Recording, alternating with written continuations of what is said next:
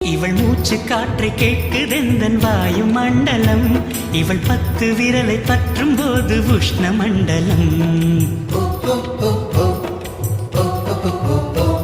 இவன் உதடு எந்த உதட்டை தொட்டால் ஈர மண்டலம்.